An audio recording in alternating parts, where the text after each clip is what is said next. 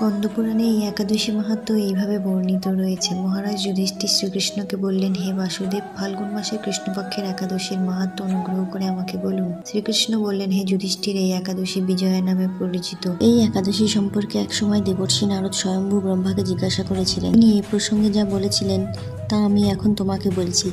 এই পবিত্র পাপ বিনাশকারী ব্রত মানুষকে জয় দান করে বলে এর নাম বিজয়া। পুরাকালে শ্রীরামচন্দ্র 14 বছরের জন্য বনে গিয়েছিলেন।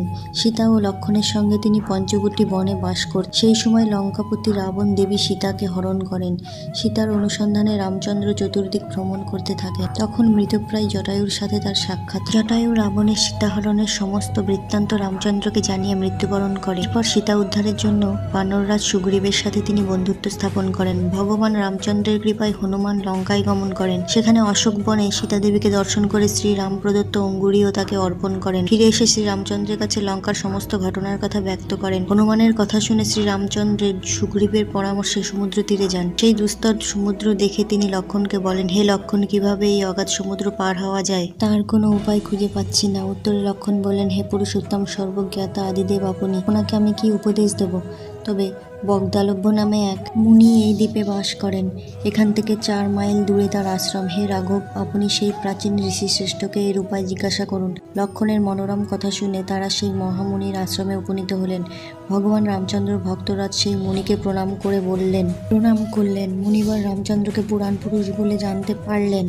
আনন্দ ভরে জিজ্ঞাসা করলেন, হে রামচন্দ্র, কি কারণে আপনি আমার কাছে এসেছেন তা কৃপা করে বলুন। শ্রী রামচন্দ্র বললেন, হে মুনিবর, আপনার কৃপায় সৈন্যসহ আমি এই সমুদ্র তীরে উপস্থিত হয়েছি। রাক্ষস রাজ্যের লঙ্কা বিজয় করাই আমাদের প্রধান উদ্দেশ্য। যাতে এই ভয়ঙ্কর সমুদ্র উত্তীর্ণ হতে পারি তার উপায় জানবার জন্য আমরা আপনার কৃপা প্রার্থনা করি। মুনিবর প্রসন্ন চিত্তে পদ্মলোচন ভগবান শ্রী রামচন্দ্রকে বললেন, হে রাম, আপনার অভীষ্ট সিদ্ধির জন্য যে শ্রেষ্ঠ ব্রত করণীয় আমি তা বলছি। ফাল্গুন মাসের কৃষ্ণপক্ষের বিজয়া নামক একাদশী ব্রত পালনে আপনি নিশ্চয়ই সৈন্যসহ সমুদ্র পার হতে পারবেন। এই ব্রতের বিধি শ্রবণ করুন। বিজয় লাভের জন্য দশমীর দিন সোনা, রূপা, তামা অথবা মাটির কলস সংগ্রহ করে তাতে জল ও আম পাতা দিয়ে সুগন্ধি চন্দনে সাজিয়ে তার উপর সোনার নারায়ণ মূর্তি স্থাপন করবেন।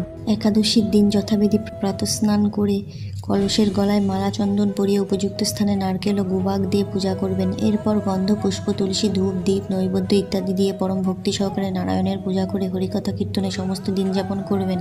রাত্রি জাগরণ করে অখণ্ড ঘি প্রদীপ প্রজ্বলিত রাখবেন। দ্বাদশীর দিন সূর্যোদয়ের পর সেই কলস বিসর্জনের জন্য কোনো নদী বা সরোবর বা জলাশয়ের কাছে গিয়ে বিধি অনুসারে পূজা নিবেদনের পরে তা বিসর্জন দেবেন। তারপর ওই মূর্তি বেদজ্ঞ ব্রাহ্মণকে দান করবেন।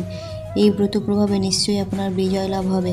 ব্রহ্মা বললেন, হে নারদ, ঋষির কথা মতো ব্রত অনুষ্ঠানের ফলে তিনি বিজয়ী হয়েছিলেন। সীতাপ্রাপ্তি, লঙ্কা জয়, রাবণ বধের মাধ্যমে শ্রী রামচন্দ্র অতুল কীর্তি লাভ করেছিলেন। তাই যথাবিধি যে মানুষ এই ব্রত পালন করবেন তাদের এই জগতে জয়লাভ ও পরজগতে অক্ষয় সুখ সুনিশ্চিত জানবে। হে যুধিষ্ঠির, এই কারণে এই বিজয়া একাদশী ব্রত পালন অবশ্য কর্তব্য। এই ব্রত কথার শ্রবণ কীর্তন মাত্রেই বাজপেয় যজ্ঞের ফল লাভ হয়।